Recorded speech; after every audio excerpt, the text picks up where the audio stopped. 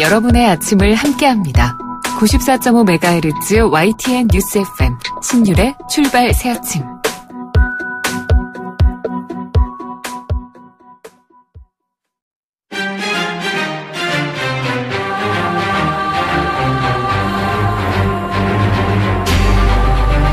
매일 아침을 뉴스로 깨웁니다. 신율의 출발 새 아침. 오늘이 바로 북한의 노동당 창건 기념일입니다. 이른바 쌍십절인데요. 오늘 과연 북한이 도발할 것인가 하는 부분에 귀추가 주목되고 있습니다. 하지만 여태 북한의 도발 패턴을 볼 때는 오늘처럼 도발이 예상될 때는 오히려 도발을 하지 않았습니다. 다시 말해서 허를 찌르는 도발만을 해왔다는 건데요.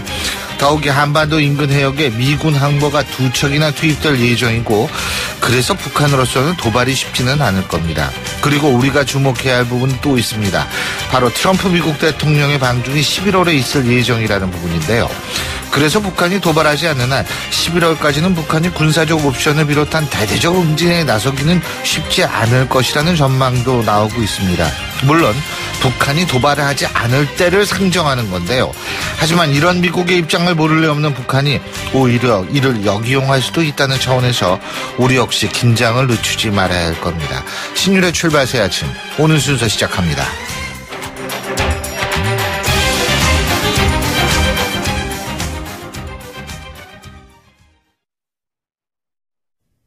YTN 라디오 신율의 출발 새 아침. 예, 지금까지 들어온 뉴스 정리해 보겠습니다. 백병규 시사평론가 스튜디오에 나와 계십니다. 어서 오십시오. 안녕하십니까. 예, 아무래도 지금 가장 뜨거운 이슈는 북한 문제입니다.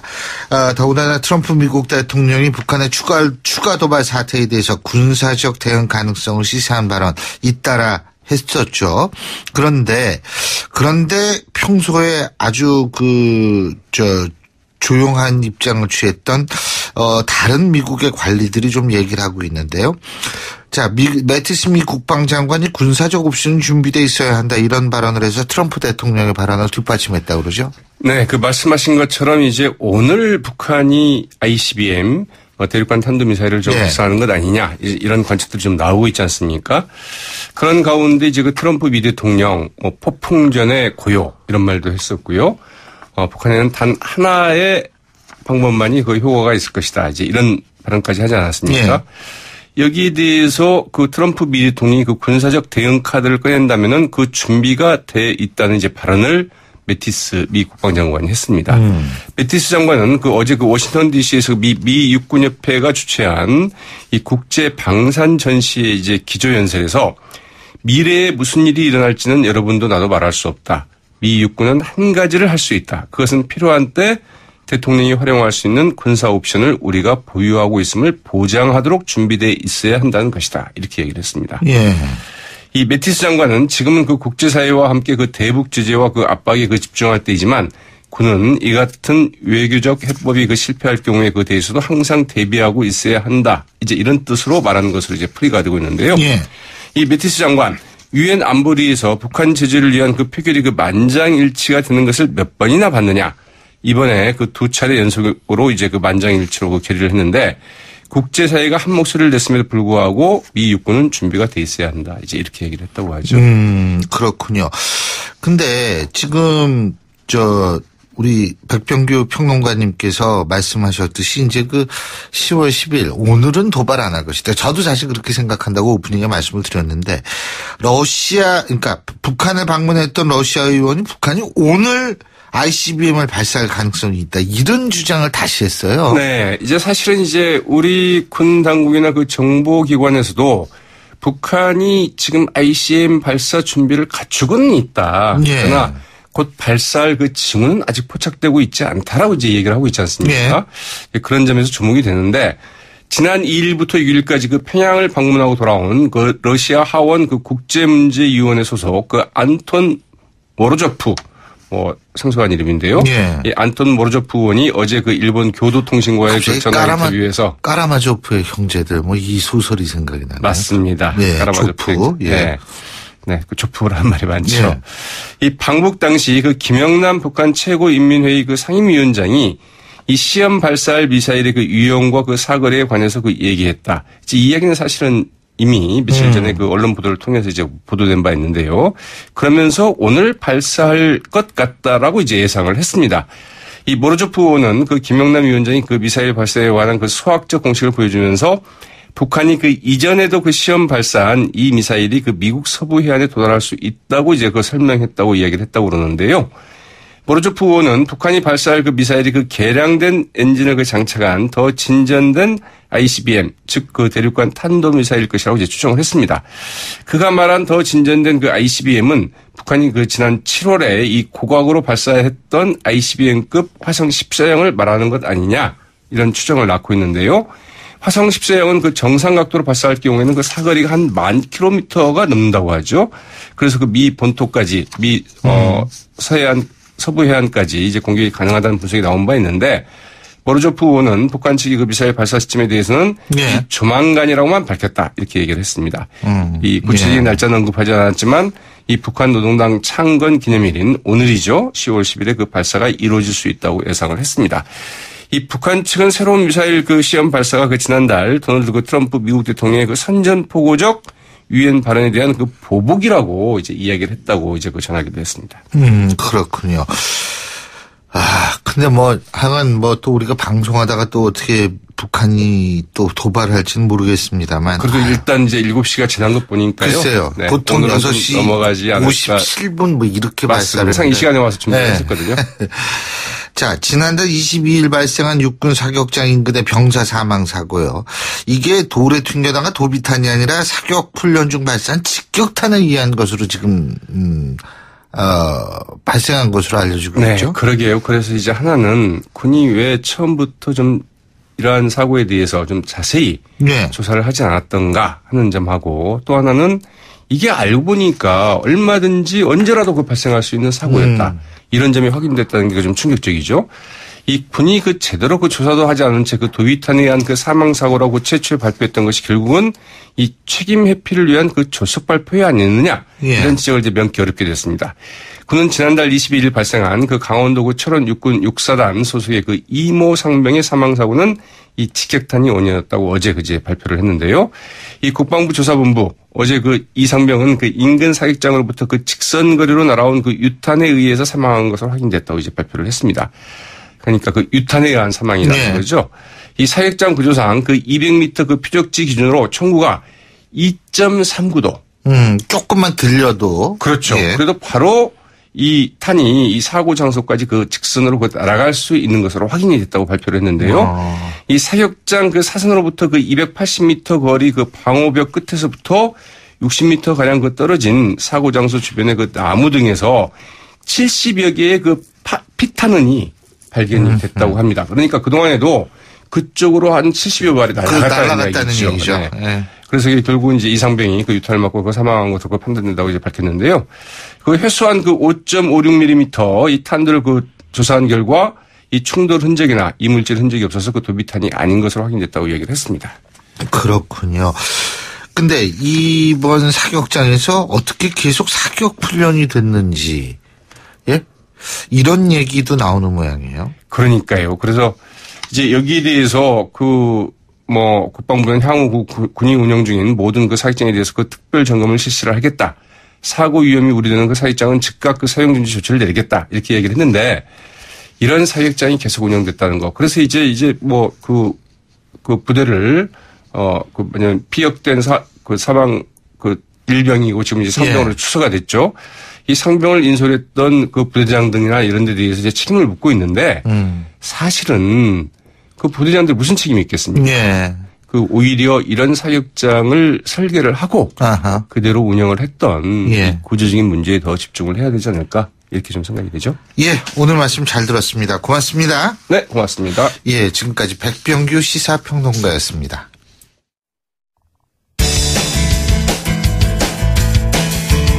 여러분은 지금 FM 94.5MHz로 방송되고 있는 신율의 출발 새 아침을 듣고 계십니다. 의견 주실 분은 짧은 문자 50원, 긴 문자 100원의 이용료가 드는 휴대전화 문자 메시지 우물정 0945번으로 의견 남기실 수 있습니다.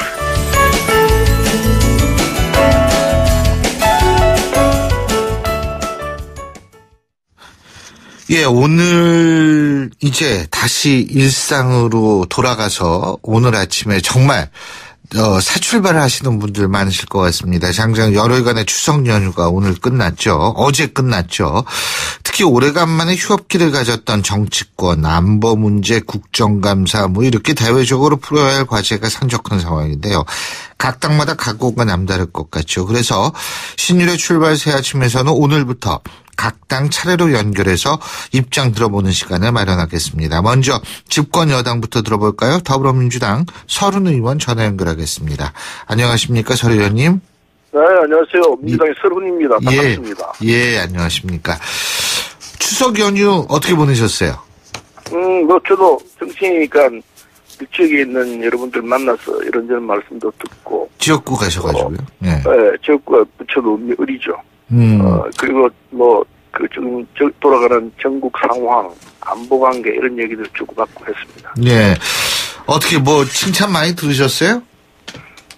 대체로 보면은 현 정부가 잘하려고 노력하고 있는 걸 인정을 받고 있는 셈인 것 같아요. 그런데 이제 이 민생 경제라든지 특히 이제 북한 핵 문제를 둘러싸고 안보 문제가 위중한 상황으로 가니까 국민들의 의견 또 불안한 구석도 있는 것 같지만은 담담해요. 우리 국민들이 본능적으로 이건 우리가 극복할 수 있다 이런 걸 갖고 있는 거 아닌가 하는 생각 들던데 어쨌든 국민이 현명하구나 하는 생각도 또 하게 됐습니다. 예. 특히 이제 이 민생 경제 문제에 있어서는 어떻게든 좀 해결을 해달라. 아무리 정부가 잘한다 못한다 하더라도 결국은 경제에서 결판나는 것 아니냐. 경제를 잘 살려낼 수 있도록 지혜를 짜라 이런 부탁을 하셨고. 그다음 이제 특히 이제 김정은의 핵 문제를 둘러싸고 미국과의 이 갈등 관계 이런 문제를 두고서 국민들은 의외로 차분한 것 같아요. 제가 아까 말씀했습니다만은 본능적으로 이 상황은 우리가 극복할 수 있다 이렇게 보시는 것 같아요. 그래서 미국 트럼프 대통령이 온갖 말씀을 다 하고 그에 대해서 김정은이 또 대응을 하고 하지만은 결국은 한반도에는 평화가 지배할 것이다. 이런 믿음 같은 게 있는 것 같고. 저도 그게 전적으로 동조하죠.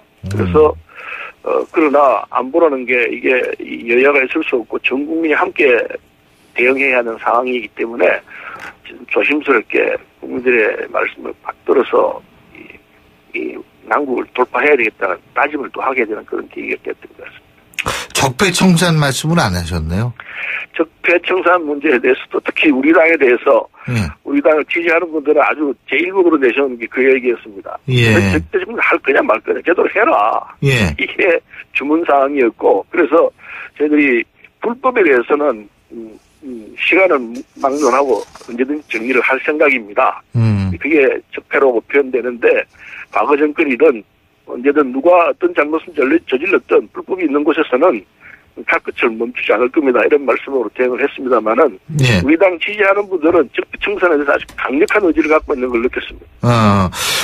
그러면은 지금 서른 의원께서 말씀하신 거를 보면은 적폐청산은 정권 내내 계속돼야 된다. 이렇게 이해를 해도 되겠습니까? 적폐청산이라는 말은 적폐입니다만은 불법에 대한 이 정리이거든요. 그래서 불법이 있는 곳에서는 그 시간을 따진다는 게 이상하죠. 물론 공소시효라는 것도 있습니다만은 그러나 법의 한도 내에서 한도 밖으로 저질러진 잘못에 대해서는 국민들이 용납하지 않는다는 걸 확실히 알게 됐고 적폐라는 것은 쌓여 있었던 잘못이기 때문에 그건 언제든지 그 매스를 다해서 추려내야죠. 그리고 아까 서른 의원님께서 말씀하시는 과정에서 우리 국민들은 본능적으로 이 문제가 어떻게든 풀릴 것이라고 생각하고 있다. 이런 표현을 하셨는데요. 본능적이라는 표현이라는 것은 결국은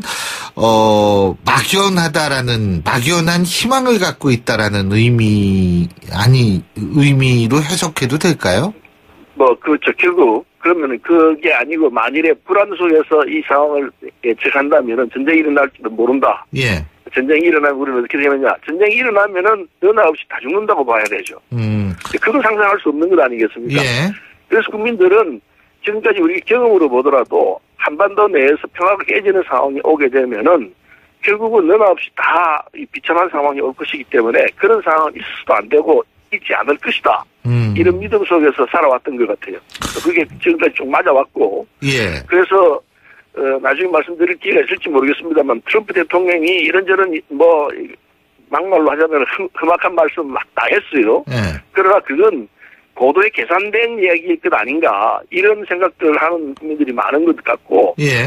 저도 한반도에 전쟁 상황이 일어나는 건 뭐 절대로 원치 않을 뿐만 아니라 있을 수 없다고 생각하죠. 근데 사실은 그렇게 본능적으로 느낀다라는 것도 뒤집어서 얘기한다면 문재인 정부의 안보 정책에 대해서 구체성이 떨어지기 때문에 막연하거나 본능적으로 느낀다. 이렇게 해석할 수는 없는 건가요? 글쎄 그거보다는요. 예. 지금 솔직히 말해서 이 상황에서 예. 미국과 북한이 이 게임을 하고 있는 형태이거든요. 근데 이제 트럼프 대통령은 칼자루를 쥐고 있는 입장이고, 예. 우리는 그 칼자루 근처에 있는 상황이에요. 그래서 그렇긴 하지만은 미국이 그 칼자루를 마음대로 휘두를 수 있느냐 그건 또 아니거든요. 왜냐하면은 칼자루를 휘두른다는 건 평화가 깨진다는 얘기를 하긴 하는데 그렇게 될 경우에는 참혹한 상황이 일어나죠. 과거 2차 대전 때 일어났던 것보다 훨씬 더 많은 피해가 일어난다는 걸 다 알고 있죠. 다 알고 있기 때문에 트럼프 대통령 주변에 있는 사람들도 트럼프 대통령이 함부로하지 못하게 방어하는 역할을 할 것이고 더군다나 11월 달에 이 미중 정상회담이 준비되어 있지 않습니까? 시진핑 주석하고 트럼프 대통령이 만나도록 되어 있는데 이런 상황을 놓고서 한반도 내에서 그 사이에 무슨 전쟁이 일어난다? 이런 가능성은 전혀 없다고 봐야 되겠죠. 중국이 반대하기 때문에요. 당연하죠. 그럼 3차 대전을 갈 위험이 있죠. 예. 근데요, 중국의 입장이 좀 바뀌었다라는 얘기도 나오고 있거든요. 왜냐하면. 그렇습니다. 예. 그래서 중국이 북핵에 대해서 굉장히 압박을 가하고 있거든요. 지난번에 12대의 미군 항공기가 NLL 이북 공해상 영공에서 작전을 수행할 때도 중국이나 러시아 같은 경우에는 파악했을 가능성이 높은데 이를 북한한테 즉시 통보하지 않은 걸 보면 중국도 말하고 실제 마음속하고는 좀 다르지 않나라는 분석이 나오고 있거든요. 중국 역시 김정은 정권에 대해서 특히 핵으로 이렇게 이 동북아 평화를 흔드는 데 대해서는 지극히 불안해하고 반대하고 있죠. 단호한 반대죠. 그래서 중국 입장이나 미국 입장이 서로 다른 것 같지만은 한 점에서는 같아요. 북한 핵에 대해서 반대한다 이 점은 확실합니다. 네. 그렇기 때문에 그런 입장인데 중국의 이 입장을 무시하고 미국이 독자적으로 어떤 행동을 가한다? 그건 또 쉽지 않은 일이라고 생각합니다. 그래서 복잡한 이 한반도 정세를 놓고 본다면은 결론은 평화다. 저는 그렇게 생각합니다. 지금 북한이 개성공단 내에서 우리 소유 의류 공장 지금 몰래 가동해 왔다는 의혹이 보도되고 있지 않습니까? 예, 저도 봤습니다. 예. 이 부분은 어떻게 보고 계세요? 그게 이제 결국 우리 재산인데 북한이 마음대로 하고 있는 거거든요. 예. 국제법상으로도 이건 이 터무니없는 짓들을 하고 있는데 북한이 이런 행위는 어제 오늘이 일은 아니죠. 그런데 우리로서도 참 궁한 측면이 있는 것이 개성공단을 지난번 박근혜 정부가 일방적으로 폐쇄를 해버렸거든요. 예. 그런 상황이 있기 때문에 이 상황에 대해서는 북한이 하고 있는 행위에 대해서 우리가 주름이 지적을 하면 잘못이라고 얘기를 하지만은 실제로 우리가 할 수 있는 수단이 거의 없다시피 합니다. 솔직히 말씀을 드리면은 그런 상황이기 때문에 이 문제를 해결하기 위해서는 미국과 특히 중국과 이 상황에 대한 협조를 제대로 해야 한다고 봅니다. 그렇게 해서 결국은 이건 대화로 문제를 풀 수밖에 없는 일인데 지금 이거는 북핵 문제를 둘러싸고 다 같이 얽혀 있기 때문에 그냥 쉽게 풀 수 있는 상황은 아니라고 생각합니다. 야당 쪽에서는 엄중 대응하라고 그러지만 우리도 엄중 대응하고 있죠. 그러나 할 수 있는 수단이 그렇게 많이 있느냐. 사실을 따지면은 전 정권 박근혜 정권이 했던 이 뒤치다거리를 우리가 하고 있는 셈인데 그러나 책임은 우리한테 있죠. 이제 정권은 우리가 잡았으니까. 그러나 이 문제에 대해서는 여야가 있을 수 없다고 생각을 하고 어느 일방을 비난하기보다는 함께 하려는 지혜가 필요할 거 아닌가 하는 생각이 듭니다. 예. 자, 지금 북핵 문제가 엄중한 거가 얽혀 있다 이런 말씀하셨는데 얽혀 있는 또 다른 문제 있죠. 한미 FTA 문제인데요. 이 부분은 어떻게 해야 된다고 보세요? 그 트럼프 대통령이 갖고 있는 특징이 미국 이익 중심주의 아닙니까? 후보 때부터 쭉 그걸 주장해왔고 특히 이제 이 한미 FTA가 불공정하게 미국 입장에서 불공정하게 정리가 됐다. 이런 주장을 하면서 개정해야 된다. 아니면은 폐지하겠다. 이렇게 우리를 급박해 왔는데, 지난 개정 협상을 내세웠죠. 근데 지금 미국이 만성적인 무역 적자에 들어가 있지 않습니까? 예. 중국도 그렇고, 멕시코, 한국, 이렇게 한 16개국이 무역 적자의 근본 국가다. 이렇게 미국이 보고 있는데, 이제 우리 입장에서는, 대한민국 입장에서는 한미 FTA 개정 협정이 금방 끝나는 문제는 아니에요. 굉장히 오래 걸리는 문제입니다. 이게, 국회 승인도 받아야 되고 하는 이런 상황들이 있기 때문에 우선 이 한미 FTA 관계에 있어서는 국익 우선주의라는 건 누구도 두말할 필요가 없는 거죠. 대한민국 중심으로 문제를 봐야 되고, 그러려면은, 이 여야가 뒤에서 받침해줘야 한다고 생각합니다. 여야가 이 문제, FTA 문제를 가지고 정쟁으로 삼기보다는 함께 가겠다는 자세를 갖추고 있는 것이 필요한 거 아닌가 하는 생각을 하고 있습니다. 그러기 위해서는 야당에서는 지금 정부가 사과해야 된다 이 얘기하고 있잖아요.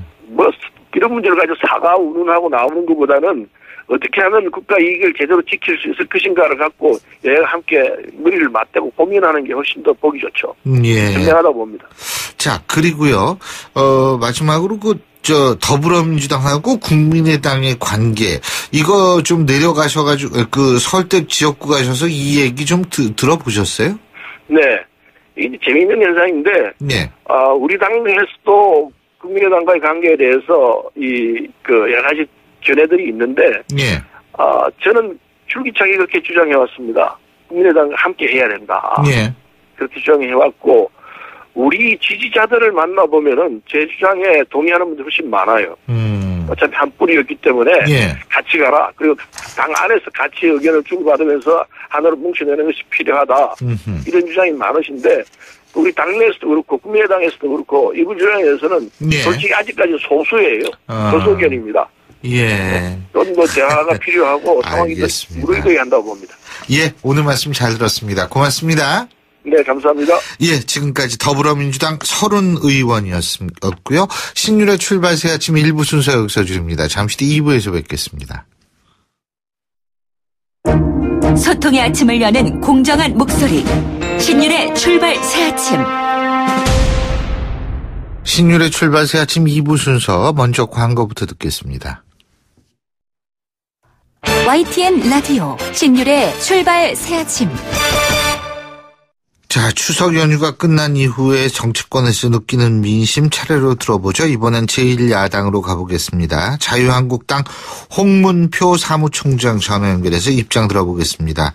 홍 총장님 안녕하십니까? 안녕하셨어요. 예. 명절 잘 보내시고요. 아이고 감사합니다. 네. 그 명절 어떻게 보내셨습니까, 홍 총장님? 예, 지역에서 잘 보냈습니다. 네. 지역 주민들은 어떤 얘기 하던가요? 정치적으로 문재인 정권에 대해서 초기에 높았던 기대감, 인기가. 네. 실망으로 바뀌고 있는 그런 현장을 좀 보았고요. 특히 중산층을 잘 살게 하겠다고 그래놓고. 네. 이 자영업자들이 먹고 살기가 힘들다 해서 폐업하는 이런 사태가 속출오는 걸 현장에서 보고. 좀 마음이 안타까웠습니다. 예. 경제 얘기를 제일 많이 하던가요, 그러니까? 주로 먹고 사는 경제 문제죠. 네네. 안보에 관한 얘기는 어떻습니까? 안보에 관한 얘기는 문재인 정부의 안보를 지금 4, 5개월 됐기 때문에 확실히 국민들이 모르는 분들이 많은데요. 예. 우선은 미국과의 외교적인 엇박자가 이제 속출되는 걸 이렇게 여러 장면을 보고, 이게 무능한 것인지 아니면은 한국 외교가 미국과의 아직도, 서로 이 조율이 안 되는 건지 좀 불안하다는 것입니다. 네네. 그런 측면, 그런 얘기들을 많이 들으셨다. 적폐 청산에 관한 얘기는 안 하던가요? 적폐는 아직 조이는 홍성 예산은 좀 시골이라 그런지 몰라도 적폐 얘기는 안 나오는데 조금 수준이 있으신 분들 말씀은 이게 무슨 국내 내전도 아니고 이 정권을 잡자마자 이렇게 심하게 과거를 파헤치고 이렇게 들추는 것이 과연 언제까지 할 것인지 불안하다. 이것도 이런 의미 있는 말씀도 많이 주셨습니다. 그러니까 지금 홍문표 총장님의 말씀을 종합해 보면 이 지방 특히 이제 중소 이렇게 농촌이라든지 이런 지역에서는 경제 문제를 가장 중요하게 생각한다. 이렇게 이해하면 되겠군요. 그죠? 그렇습니다. 네, 그렇군요. 네네. 예. 그리고요. 또 한 가지는 뭐냐면 왜 보수끼리 나눠져 있네? 이런 얘기 안 들으셨어요? 바른정당 합당이라든지 이런 거요? 이제 대부분이 인사를 가고 좀 만나면은 처음에는 지금 말씀하신 대로 경제 문제, 예. 또 안보 문제, 이런 것들을 주로 말씀을 해주시고, 예. 조금 더 지체하면서 깊은 얘기가 나오다 보면은, 예. 지금 말씀하신 소위 보수가 왜 하나로 뭉쳐야지 갈라져서 있느냐. 예. 이제 이렇게 하시면서 내년 6월달 지방선거를 대비해서라도 예. 통합을 해라. 이제 이런 주문을 조금 좀 속 깊은 얘기할 수 있는 분위기가 되면 이 얘기는 아주 당연히 지적을 해 주십니다. 아, 그러면 홍문표 총장님 생각에는 어떻습니까? 그 가능성이요. 내년 지방선거 전까지. 지금 속단할 수는 없습니다만 사실 이야기는 물밑에서 오고 가고 있는데요. 예. 저는 지방선거가 아니라 연말 전에 가까운 시일 안에 나름대로 이 양당이 움직였던 결과가 좀 나올 수 있지 않겠는가 이렇게 조금 예측을 해보고 있습니다. 그 근거가 있으세요? 지난번 3선급 이상들이 만나서 자연스럽게 소위 통합기구를 좀 만들자 하는 문제 같은 것도 쉬운 것 같아도 쉬운 일은 아니지만은 그래도 어느 정도 나름대로 진행이 되고 있다는 말씀을 드립니다. 아, 그렇군요. 네. 근데 바른정당 자강파 쪽에서는 그거는 개인적인 의사 표명이고 이 통합 문제요. 그러고서 이거는 해당행위다 이런 식으로까지 나오고 있는 것 같은데 이 부분은 어떠세요? 글쎄 그 당의 입장을 제가 속속들이 말씀드리긴 그렇습니다만은 우선 뿌리가 같고 그리고 국민들이 보수가 하나로 뭉쳐라는 소리는 그분들도 듣고 있으리라고 보고요. 그리고 문재인 정부의 독선과 독주, 이 포퓰리즘을 막을 수 있는 유일한 것은 야당이 하나로 뭉쳤을 때만이 가능하다고 보기 때문에 이 부분에 공감을 갖는 분들이 상당히 많이 있습니다. 그래서 바른정당에 좀 뜻있는 분들과는 많은 교감을 지금 이루고 있다. 이렇게 우선 말씀을 좀 드릴 수가 있겠습니다. 예, 그렇군요. 근데 혹시 통합 논의에서 박근혜 전 대통령의 어떤 탈당 문제라든지 친박 의원들의 탈당 문제 이런 것들이 논의가 되고 있습니까? 이제 바른당에 계신 몇몇 분들은 강하게 그 부분을 주장을 하고 계십니다.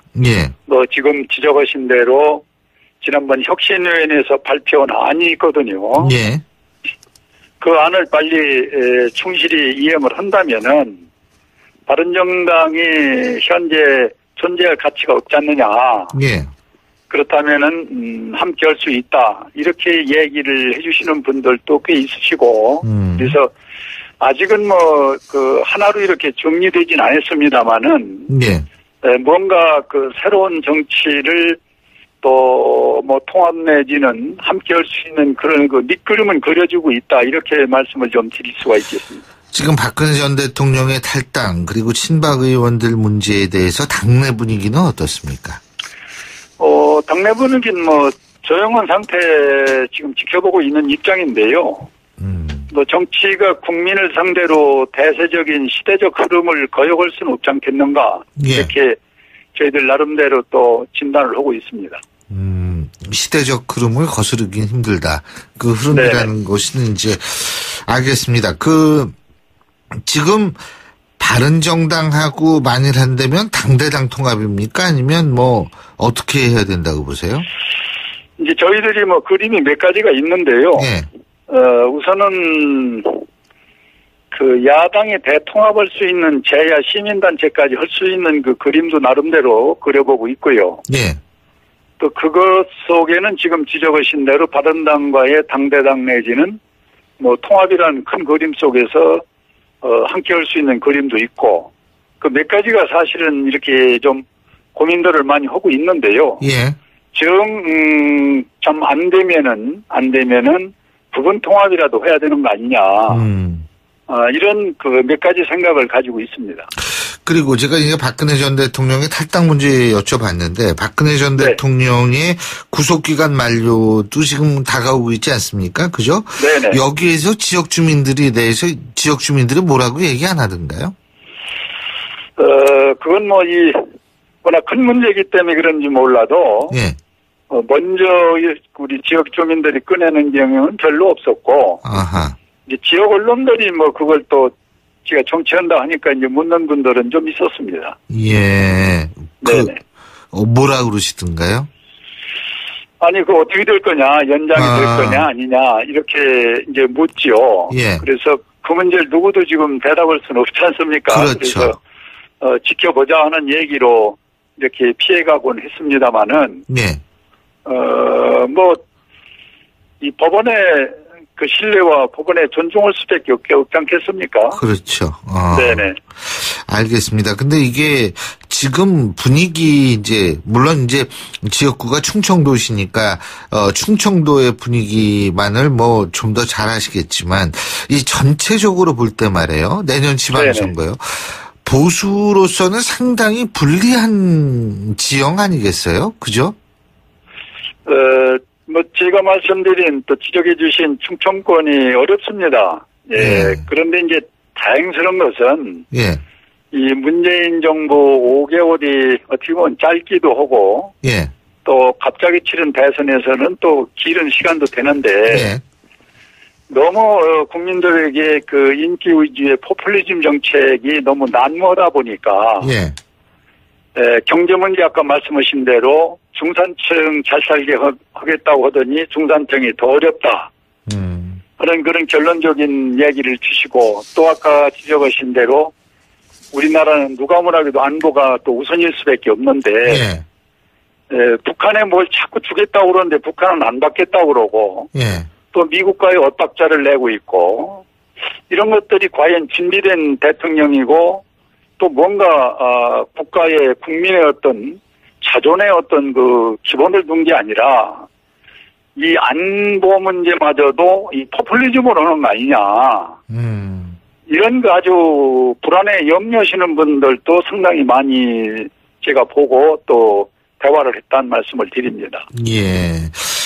지금 그리고 지방선거 제가 여쭤봤는데 예를 들면은 지금 경남도지사 선거도 만만치가 않은 모양이에요. 지금 문재인 대통령의 최측근이라고 알려진 김경수 의원 나간다라는 그런 보도도 있고요. 김영삼 전 대통령의 차남 김현철 교수도 나간다. 이런 얘기들이 있는데 이런 경우 어떻게 보십니까? 글쎄, 제가 정당으로 있으면서 전국적인 동향을 나름대로 좀 살펴보고 있습니다만은. 지금 각 지역에 좀, 우리 한국당이 우세한 것도 있고, 불리한 것도 있고, 그렇지 않겠습니까? 근데 지금 거명에 대해서 내년 지방선거를 이야기를 하는 것은, 어떻게 보면은 바람 잡는 정도지, 그것이 현실적으로 그 지역에서 밑그림이 그려지고 있는 것은 사실상 전국적으로 보면 거의 없다고 봐야 됩니다. 아직은. 예, 그래서 저희들은 지금 여러 가지 국내외적인 것들이 모두가 12월 내년 1월 2월쯤 되면은 이 국민의 정서가 또 새로운 변화가 올 걸로 보고 있어요. 또 거기에 맞는 인물 또 거기에 적합한 사람을 어떻게 정치권에서 찾아내서 새로운 정치를 이끌어 가느냐. 이런 쪽에 이 한국당에서는 초점을 두고 많은 관망과 나름대로 진단을 하고 있습니다. 지금 물론 설들만 난무하죠. 예를 들면은 더불어민주당 추미애 대표 같은 경우에도 서울시장 출마 설이 있는데 본인은 물론 부인하고 있습니다만 홍준표 대표 같은 경우에 어떨 거라고 보십니까? 간단하게. 글쎄, 홍 대표도 이제 이 당의 대표가 되고 공인이 되면은요. 자기가 이렇게 할 수 있는 일이 저는 반밖에 없다고 보고. 나머지는 그 시대적 상황이라든지 예. 이런 곳에 뭐 어떤 때는 희생도 오고 봉사도 오고 예. 또 그럴 수밖에 없는 게 난 당대표의 역할이라고 보기 때문에 알겠습니다. 예, 예 지금 예. 뭐라고 그 홍 대표 거취에 대해서는 뭐 얘기하기가 그렇습니다만은 예. 당에서 예. 필요로 할 때는 뭐 뭐든지 해야죠, 당대표는. 오늘 말씀 여기까지 듣겠습니다. 고맙습니다. 네네. 예. 지금까지 자유한국당 홍문표 사무총장이었습니다. 저는 잠시 후 8시 10분에 뵙죠.